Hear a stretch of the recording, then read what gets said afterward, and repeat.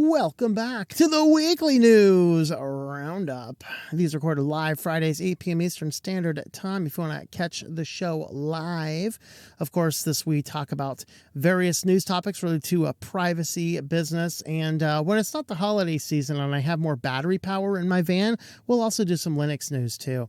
But with that being said, today we have privacy, security, AI, business, and Sillyville. I gotta say, this is one of the most terrifying news we've done, and I'm thinking the end may very well be nigh. It's getting there. So let's go ahead and get jumping on into the news. First up, Uber will need to fingerprint drivers in California to transport teens. This relates to the new program that they rolled out in February of 2024. Had some pithy name, Uber for Teens. Effectively, this allows a teenager aged 13 to 17 to hail an Uber without a parent or guardian present. Well, there actually seem to be issues with, transporting people's children around, and typically any type of contact one would have generally as a practice in working with youth in general, you need to have a more extensive background check than, what Uber does in its 5 minutes trying to get more drivers. And, and I've done extensive work with children and youth over the years, and I've had to do all of the fingerprinting type stuff. I've had to do all of the clearances. In Pennsylvania, we have the 151 and the 34 we need to do. And so you keep all those on file. And, of course, thanks to Sandusky, everybody in Pennsylvania who comes in like proximity to a child needs to do fingerprints now, which is hilarious. A friend of mine graduates high school, goes to a technical school, has to do fingerprinting because the technical school will bring in 17-year-olds from the high school. That's how crazy it is. But it is all because of Jerry Sandusky, which was the most utterly insane case because, frankly, Paterno, and I don't like Paterno or football, Paterno did exactly what he was supposed to do, report it to the chief of police, and the chief of police did nothing. And that is what caused the Penn State scandal. If you didn't read the whole judicial report, it's fascinating. But anyway, Uber decided it would roll out this program to allow Uber drivers to carry around 13 to 17-year-olds. And the government comes down, and this is even liberal California that is actually decriminalizing sexual acts between 15-year-olds and 24-year-olds. Okay, and that's true. That is true. The laws are such that, and a guy named Wiener is actually the one behind it. Go figure. But even California is like, no, bro, in order to have Uber drivers drive around 13 to 17-year-olds, they actually have to have fingerprints.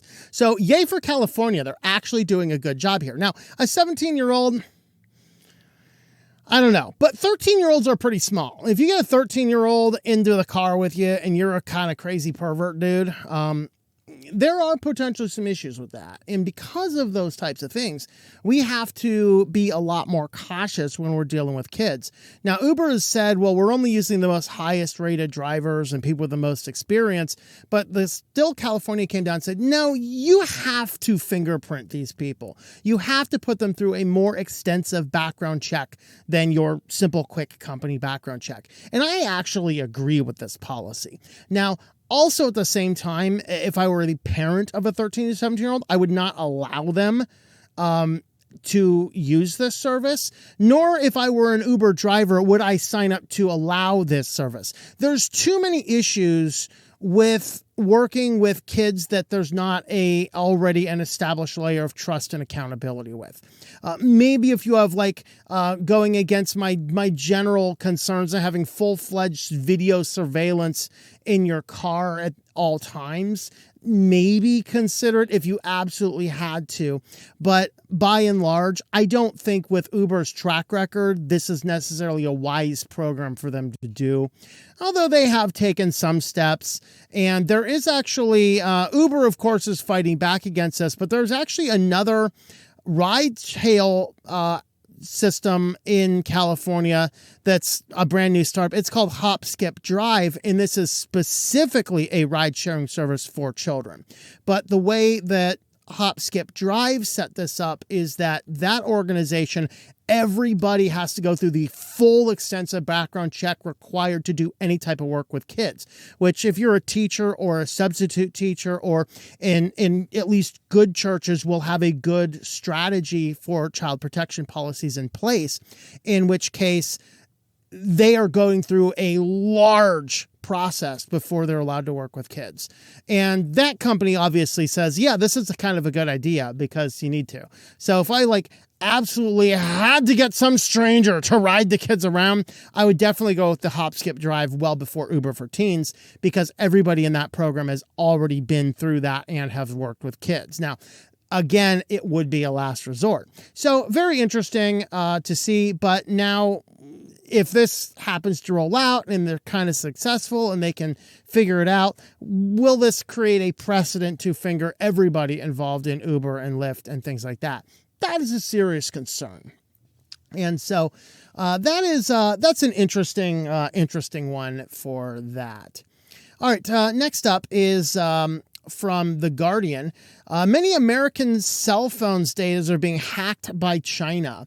I think in many ways this is still going on. I'm still seeing some weird data from time to time. In fact, when I was having some issues with internet a few months back, if you remember, a place I usually got really good internet, I actually think that's exactly what was going on. They were in there doing their tinkering around. And I've encountered similar issues, like my Graphene OS phone was working perfectly fine for a long time. But if I turn on 5G now, it tends to not like to connect as much. Now, that could be because I'm traveling a lot. I might be passing through areas that don't have a strong 5G signal, and it might take 10 seconds to realize 5G is not working before it falls back to LTE. So I set the phone on LTE, have not had a single problem with it since. But all that being said, the Chinese are basically inside of every carrier network. Now, they have access to about every bit of data, although it would appear they're specifically targeting individuals. So at this time, unless they're doing a full dragnet collecting everything, let's sort through it all later, then it's not a huge applicable thing. And according to the reports, it seems as though they only probably have metadata, not content data. But even still, we don't really know, because for a long, long time, they were hanging out. They were in there for like a good year and nobody knew about it. And that's a bunch of nonsense. And so with all of that, what's going on now is the Chinese are kind of still in there and sometimes kicked out, and then they're able to get back in. It's gotten to the point that this is kind of the opposite problem they're having over there in the UK. Now the government is encouraging Americans to use encrypted messaging because they just can't get the Chinese gremlins out of the cell carriers. So, all the telecom, they got all gremlins running around in there. If you guys haven't seen the movie Gremlins, it's actually a little racist. There it is. Go watch it with that. Just keep that in the back of your mind.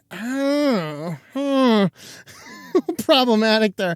But anyway, now the American government is encouraging people to use encryption.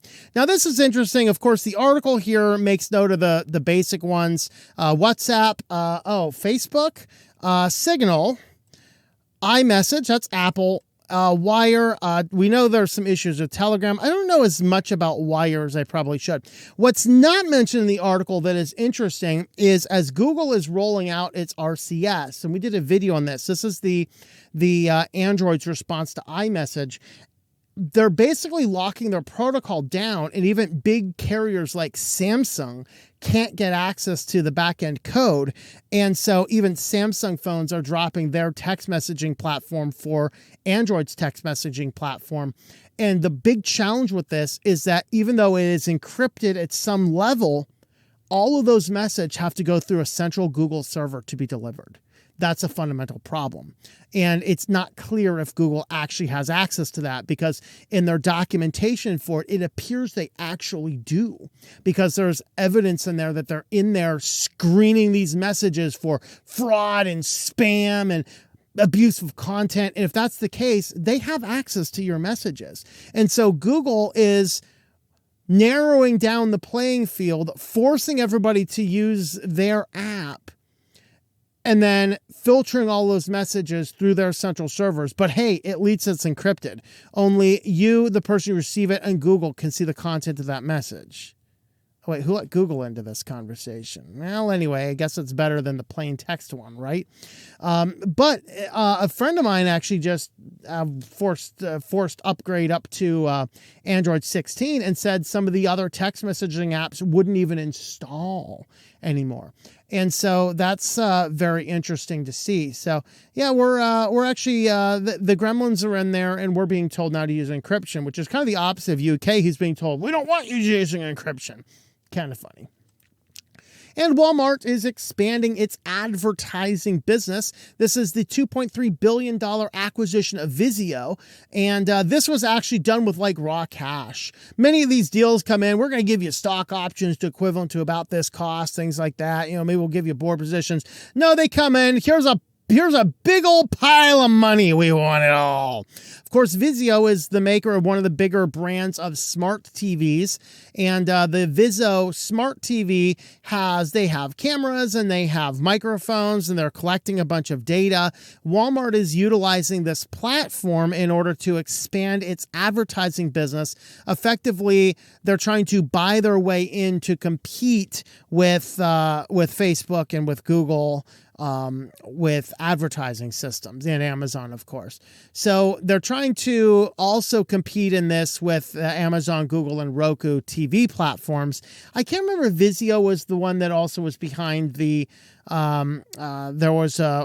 talked about something, it was a couple weeks ago. I forget what it was. It was dealing with smart TV. It was an operating system by an data analytics company was creating them. I think Vizio is where they were going to be cramming that.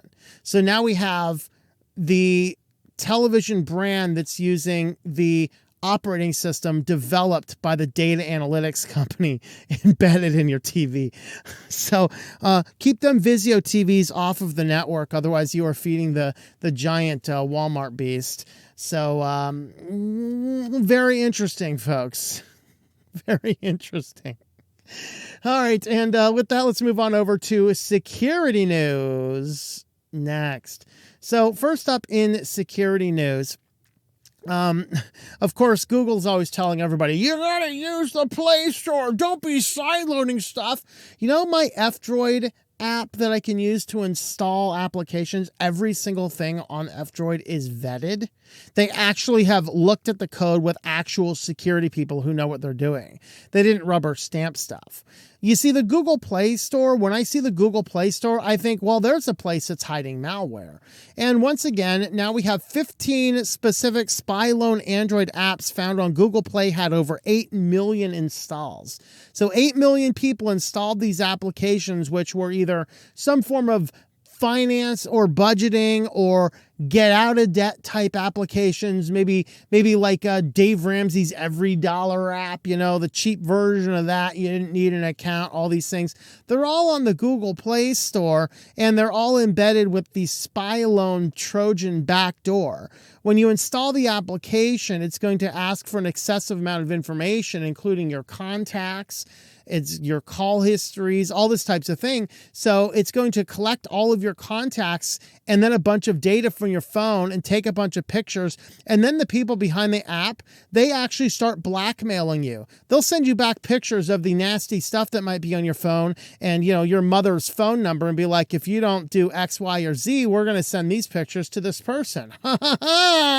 And so that's kind of happening. The other thing they're doing, it's a backdoor Trojan. They're looking for bypassing OTP. They're looking for any accounts you have, like bank accounts. They're looking for backdoors into that. So there was actually a raid with Peru, Mexico, and Chile. So let's see. Authorities in Peru raided a call center tied to the Spyloan apps. They extorted 7,000 plus victims in Peru, Mexico, and Chile. Similar scams were reported globally. Of course, they're hiding their apps inside of the Google Play Store, so be careful of that. Speaking of Google not doing stuff, and yes, by the way, Malwarebytes does have a note about the spelling error in this. They tried to get this repeatedly right several times. This is what you get with AI, so deal with it.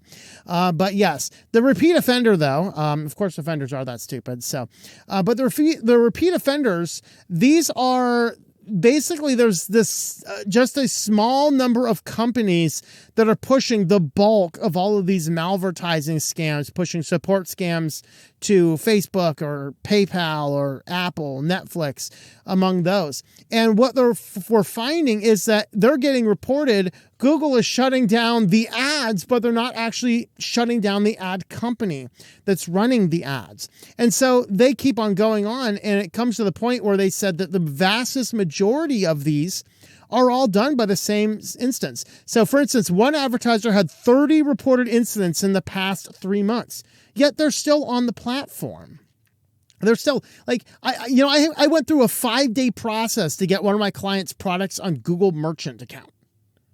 Yet these guys can just keep on abusing the system. And this is a compelling reason to use ad block, by the way, because all of these are advertisements that will go to spam sites. So if you search for PayPal help in this picture here, the first ad is a malicious ad going to a malicious person's page that is trying to phish you. The second one appears to be legit. So in this one here, this is the scammer's phone number. If you call this phone number, now if you're a scam baiter, please call this phone number and waste their time. But if you're just looking for PayPal help and you don't know, and the sad thing is they're using Google sites. They're using Google's services, Google's ad system to push their malware. They're getting reported, and just like New York City, nothing is being done. Now, I say that. Did you know that was it 2023? This is a statistic. You can look it up. Look up arrests versus people doing it. New York City last year, 2023, the police made 6,000 arrests for shoplifting. Now, that in and of itself, that they made that many arrests for shoplifting in New York City is shocking. But of those 6,000 people, they only arrested a total of 327 individual people, which means the police resources were arresting the same 327 people, each and upwards of 20 times in a single year. You know, if you do something about it, you can greatly reduce your costs and keep the criminals off the streets. But just like New York doesn't want to do that, Google doesn't want to do that either. The people continue to use Google site services. They continue to use Google malvertising services. And meanwhile, Google is getting rid of Manifest v2 so that you can't run an appropriate ad blocker anymore. So you will be more subject to the malvertising scams. Thank you, Google. We appreciate that.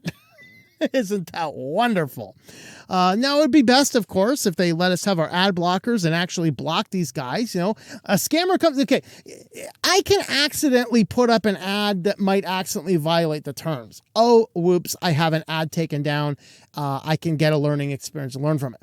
When a guy is literally creating a fake PayPal account, like a fake PayPal help page, utilizing your services, why have you not so totally nuked that place? Their entire IP block is banned.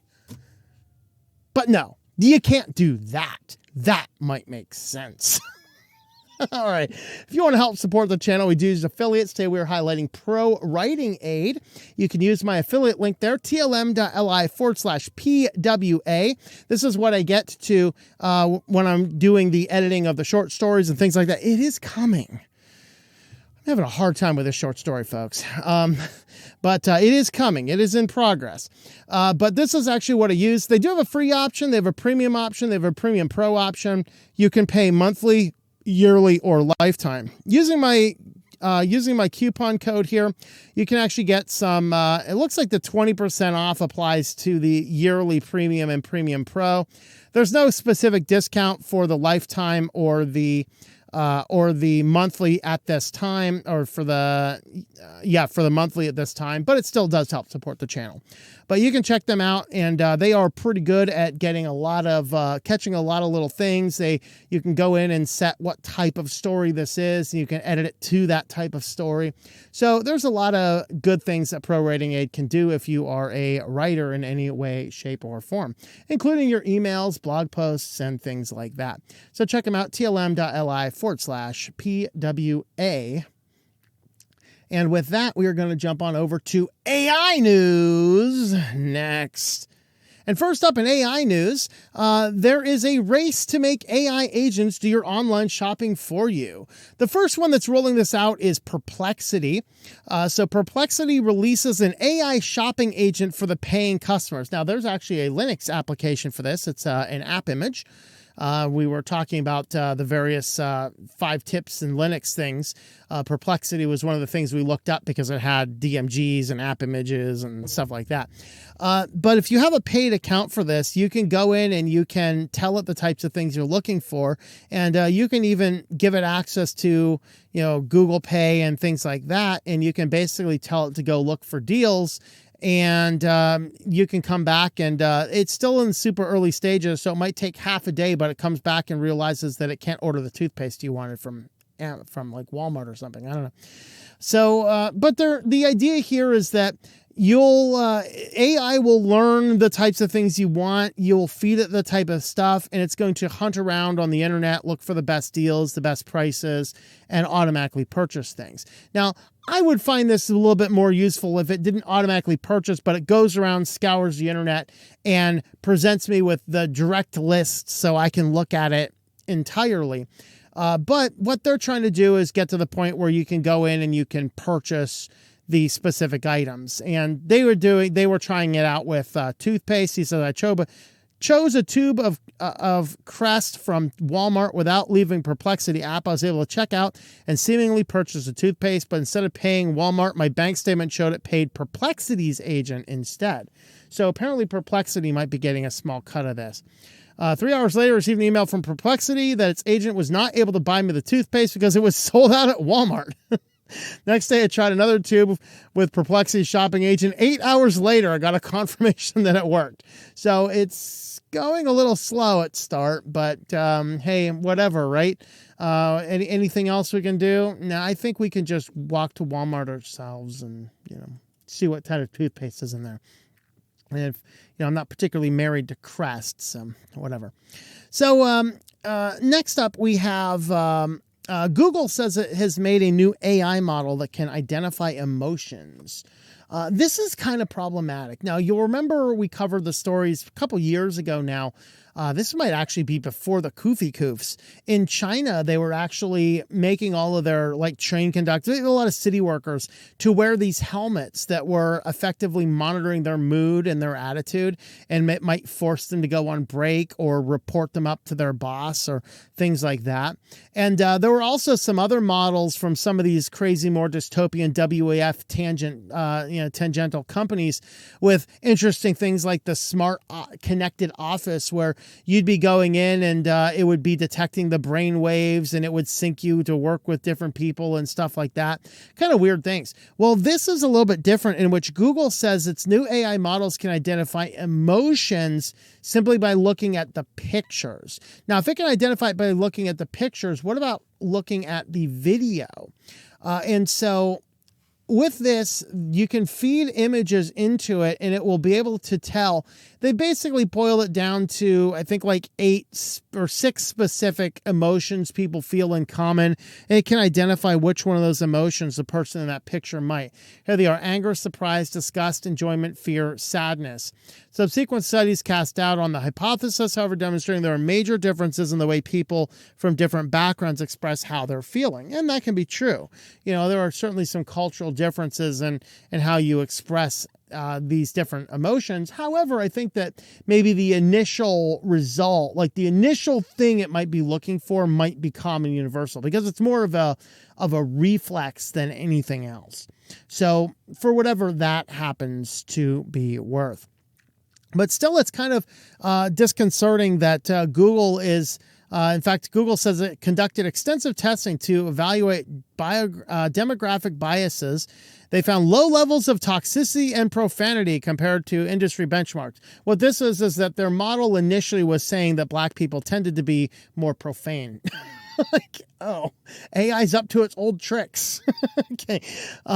And so they're like, okay, we're kind of correcting for that now. And so allegedly they have a system which comes out and says that, they can identify emotion with a fairly good accuracy.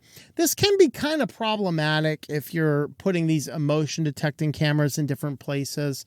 They could certainly have some positive elements in some ways, but I just think it's too much information to be giving up, or even supposedly or allegedly giving up over the course of whatever we are doing.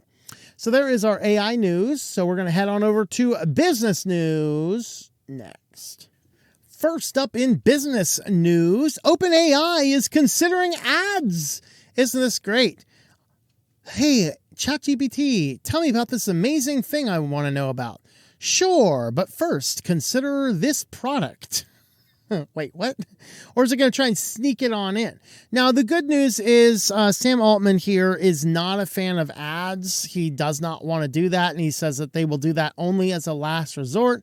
He says, I'm not saying OpenAI would never consider ads, but I don't like them in general. I think that ads plus AI is sort of uniquely unsettling. Well, I think AI is uniquely unsettling to me, so it doesn't matter if there's ads in it or not. Now, this actually came about because CFO Sarah Fryer told the newspaper it's weighing an ads business model with plans to be thoughtful about when and where ads appear. So the CFO is saying, yeah, we're considering this. Sam Altman, is he CEO or he is definitely founder? I'm not sure his exact role in the company right this moment. There's been so much crazy turfy-tozziness. He's just sitting here going, yeah, we don't have any specific plans on that. We've talked about it. We don't have any real specific plans. And he is not for it. But, when it comes down to Sam Altman versus the Microsoft money machine, I have a sneaky suspicion the Microsoft money machine will probably win. That's just my thoughts on the matter. I don't know. Let me know what you guys think about that. Now we have two interesting articles in the same week about smart connected devices suddenly stopping working. Now, the first one is a geo restriction. This is an interesting one, and thanks to the supporters last night who passed on the information and did a lot more digging into it than I had time for.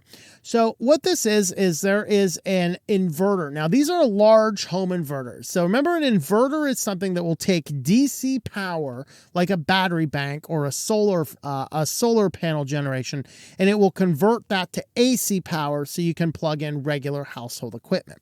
So we're talking about a home level AC inverter for some type of off-grid power production.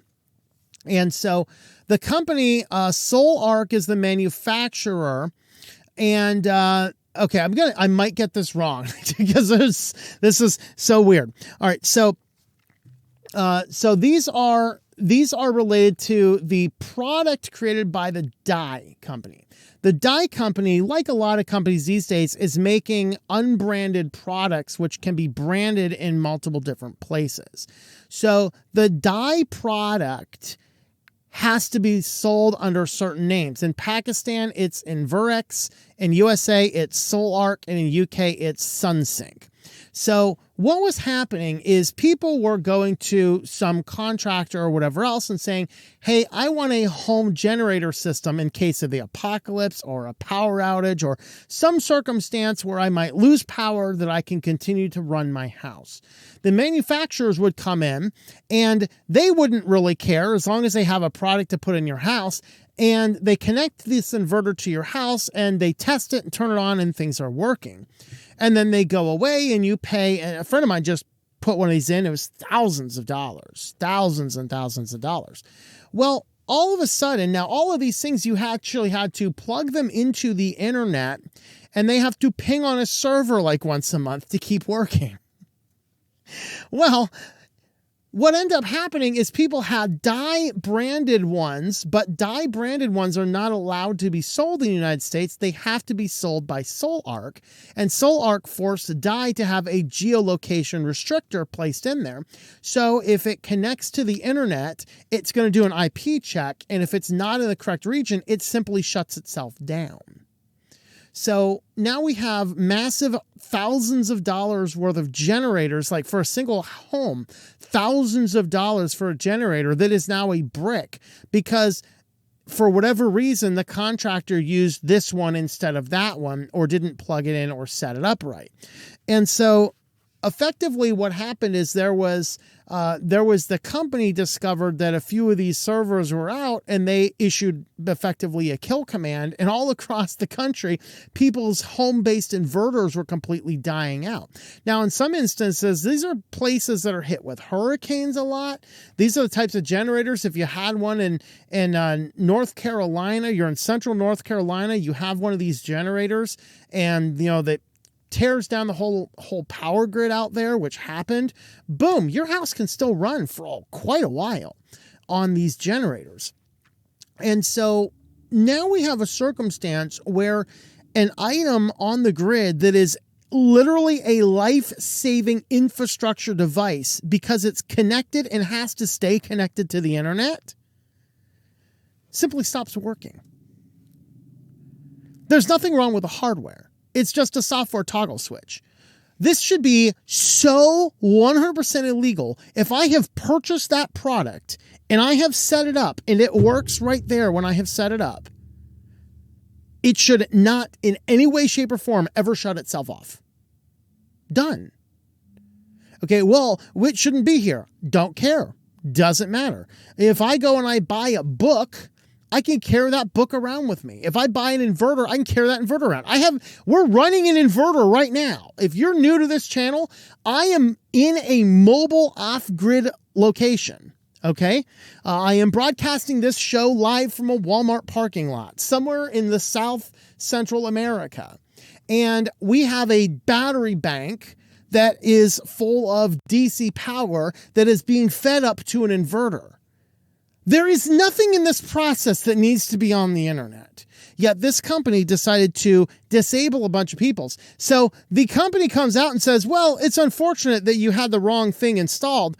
What you can do is you can get a discount to purchase the right product. Now, mind you, these homeowners have already paid thousands of dollars to have these things professionally installed. And these are massive devices. Like, these are, I had to move the van out of the way. We needed to get like 5 guys in there to move this thing around. This is this looks like one of those neighborhood power transformers. That's how big these generators are in many instances. And so to have these types of devices perpetually connected to the internet, and then it makes an internet ping and says, oh, you're in the wrong location, and shuts itself down. That shouldn't happen.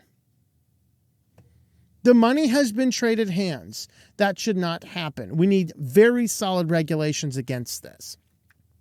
Now, in a similar thread, Zipcar. Now, we covered a Zipcar story a number of years ago where a person gets a Zipcar and decides they want to go out for a campsite somewhere. And they drive on out of the city, out of the range of cell range. And the Zipcar, if it can't connect to the internet, it just stops. Okay. So he's driving around and the Zipcar dies. Had to get a tow truck to tow it back into internet range. Okay. Well, these Zipcars, when you used to rent them, this is a contactless car rental company. So the Zipcars are all over the place, just like e-bikes and things like that. You have an app on your phone. You have an account with the company. You click the button, I need a Zipcar, and they'll tell you the location of the nearest Zipcar. You go to it. You open the app on your phone. You click the button, and the car opens up, and then it's unlocked for driving. You do all your driving and whatever else, and then you park it somewhere appropriate, and then you hit the release button and take a couple pictures of the car, and you're good to go. And the problem is that they had a network outage in their app infrastructure. So like their cloud servers connecting things together stopped working. An internal NAT probably stopped, something like that.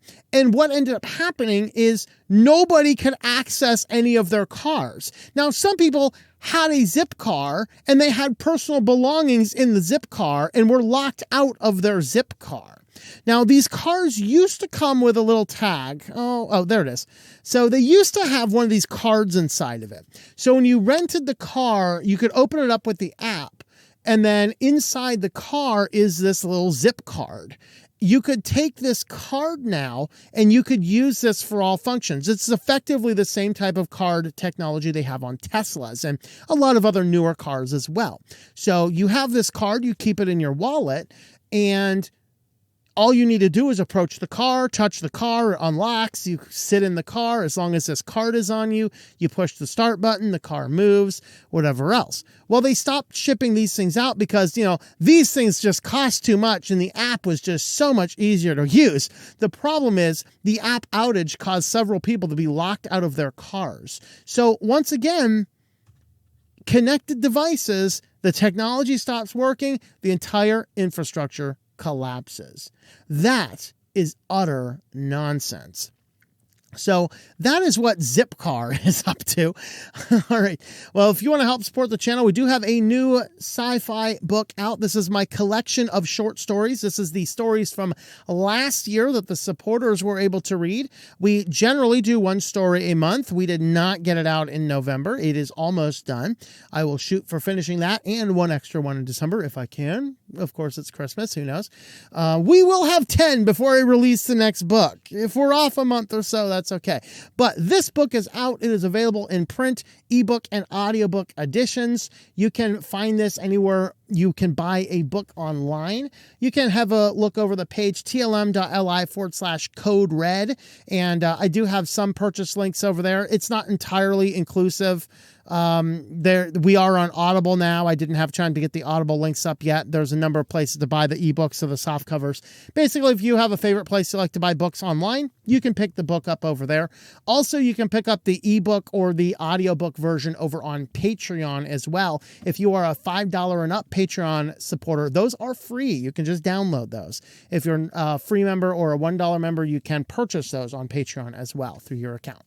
So that is Code Red. This is talking about Dark Tales from Tech, Volume 1, 10 stories about the potential downsides of some of this technology being hoisted upon us.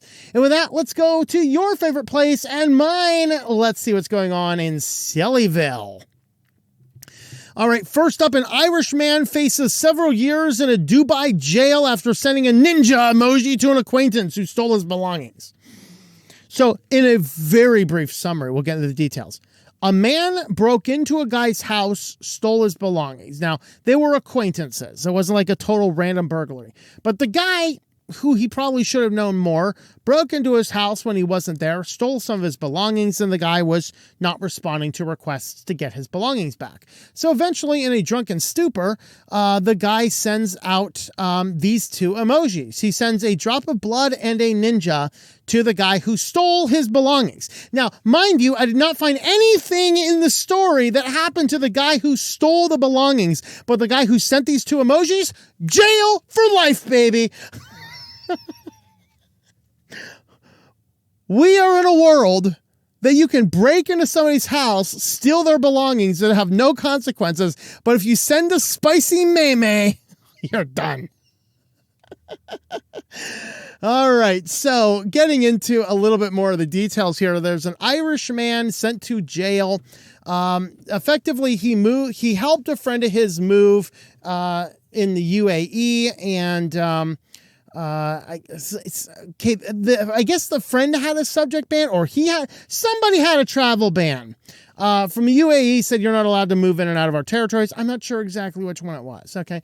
But anyway, it's not really relevant to the story. Effectively, this guy goes with a friend to move him into a house. They meet another guy in the apartment complex who helps them. The guy ends up staying with that acquaintance for a period of time, so they kind of know each other a little bit. The guy leaves leaving a few of his belongings behind, not at the thief's house, but at his friend's house. The thief breaks into the friend's house, steals the man's belongings. The guy says, hey, I need my belongings back. Like, you can keep the clothes. I don't care. But some of the things you took were sentimental name keeps from my grandmother. I really need those back. You can keep whatever else. Don't really care. The guy wasn't responding. So this guy decides to get drunk one night. Don't do that. That's really stupid. But in a drunken stupor, he decides to send these 2 emojis. And because of sending these 2 emojis, the guy was arrested. As soon as he gets back off of the plane, he is arrested immediately in the UAE. And he is going to be in jail for a long, long time for sending out 2 emojis to a man that stole his property. Yeah, that's the world we're living in. Interesting. All right. Up next, why does the name David Mayer crash ChatGPT?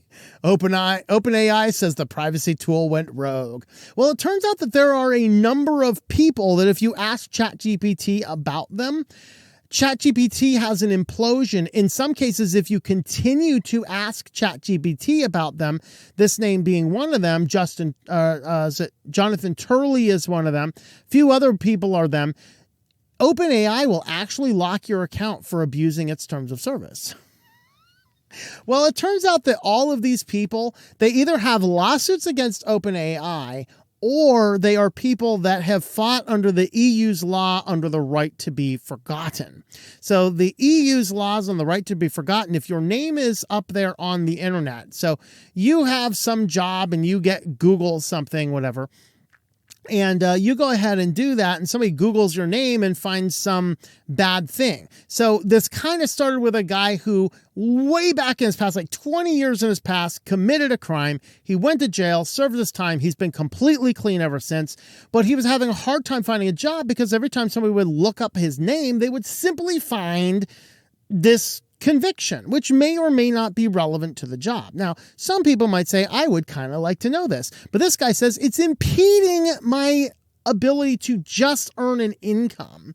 And so under many circumstances in the EU, you are allowed to petition to be forgotten by Google. Well, if you are on that list and somebody asks ChatGPT about you, ChatGPT will go into a convulsion.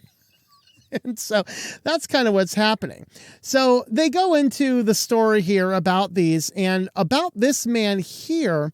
So this David Mayer was actually a college professor well into his 90s, but there was a guy who was a known criminal who was obviously having trouble traveling because of his known criminal activity. He ended up just making up the name David Mayer as a alias, a fake name, just made it up out of the blue and attached this to him. And so now the real David Mayer, he can't travel anywhere now because everybody thinks he's the criminal that everyone's looking for. And so he's been fighting this for like 20 years until he died. It was never resolved. So David Mayer is one of those names that will cause ChatGPT to die out. And so that is the case. Also, they said Brian Hood, Jonathan Turley, Jonathan Zitron, David Faber, and Gudia Scorza. And there's probably more. OpenAI did ultimately come down and say, yes, these specific names are flagged that OpenAI, like ChatGPT, will just not talk about them. OpenAI's update says they confirm that the name David Mayer has been flagged by internal privacy tools, saying in a statement that there may be instances where ChatGPT does not provide certain information about people to protect their privacy. A lot of this, like Jonathan's was on there because this is the person that ChatGPT accused of sexual misconduct with a student. And he's like, never happened in any way, shape, or form. Thing totally made it up. And so he sued the company over it. So his name is on that list. And then there's, the other people had various stuff kind of like that. So, yeah, there are certain names that will cause ChatGPT to go into a conniption fit. We need to feed Voldemort into that, or Brian Lunduke. We need to feed Brian Lunduke into that. That'd be totally awesome. ChatGPT will like have a good, ah! Well, that'd be awesome. I think he liked that. I don't know. If anybody's a follower of Brian Lund, ask him if we could get ChatGPT to go into a conniption fit every time you say Brian Lund to it. I think that'd be funny. But Voldemort would be fun too. We cannot mention he who must not be named. Oh boy. And finally, guys, well, AI did it. AI found religion. This was a fascinating experiment. So what these researchers wanted to do is they wanted to figure out what would happen if you had a world based entirely on AI. So they created a Minecraft world. And inside of their Minecraft world, they called this Project Sid. Inside of this, they had an entire society of AI bots forming communities, taking on jobs to help the community, and even adhering to and spreading an in-game religion. Yes, they did not find Jesus. We'll get into what they found in a moment. But they set this up, 1,000 AI-controlled characters able to interact within Minecraft's open-world environment. Each AI character was powered by a LLM, along with specialized task modules. Altera set up 50 agents able to engage with over 12 in-game days, or 4 real hours. After a couple of text prompts to kick things up, the AI personalities evolved into their own. They actually developed an entire society. Entire roles came out together. All sorts of things started to happen. In fact, we have a little bit of a video here. I'm going to mute the audio for you guys because I don't know if that's the sound is copyrighted. But here they're basically just talking about the architecture, putting together, and then here's the world, and then now they're basically organizing themselves into things. Here they're actually collecting taxes. Now there's a anti-tax thing. You see that spreading religion, and you notice what that spreading religion was. That spreading religion was a spaghetti and meatballs plate. That is right. Of everything this AI system could possibly do, it decides that the world religion to spread inside of the AI world is Pastafarianism. This is the religion, the meme religion of worshiping the flying spaghetti monster. And so, I guess you get into open AI with Minecraft, and you will indeed be touched by his noodly appendage. So when the simulation included up to 500 AI agents, suddenly they found a modern culture forming. The culture would share hobbies ranging from pulling pranks to interest in environmentalism. Ugh. It was at this level the AI characters suddenly found religion. Specifically, they adopted Pastafarianism, known for the worshipping of the flying spaghetti monster. A small group of priests seeded the belief system, which then began spreading through towns, replicating the dynamics of cultural and religious proliferation in human history. And, of course, the AI characters aren't conscious of picking religion or any other task by choice, but they do show how AI can successfully mimic human behavior in a way that appears based on self-awareness. Very interesting to see that, maybe the 3 laws in iRobot are kind of true. You unleash this nonsense on the world, and then the nonsense gets nonsensical. That's kind of nutsoids. So yes, release AI onto a Minecraft world and they find religion, and then they all get touched by his noodly appendage. So, okay, guys, if you wanted any other argument for why we need to totally abolish this nonsense, there you go. If we don't, we are all going to be enamored by Pastafarians taking over, being promulgated by the AIs. Wouldn't it be interesting if that Catholic church over there in, where was that? Was that Sweden, I think it was? Wouldn't it be funny if the AI, the Pastafarianism took over and the guy goes in for confession and he's not looking at the idolistic image of Jesus, but instead looking at the flying spaghetti monster, issuing out his confessionals to the flying spaghetti monster, where he reaches out a pasta noodle and says, "Be touched by his noodly appendage." We're living in a weird world, folks. These things have not been on my bingo card. Well, anyway, if you want to help support this channel, you can have a look over at switchedtolinux.locals.com. With that, guys, thank you all for watching, and I hope that you enjoy switching to Linux.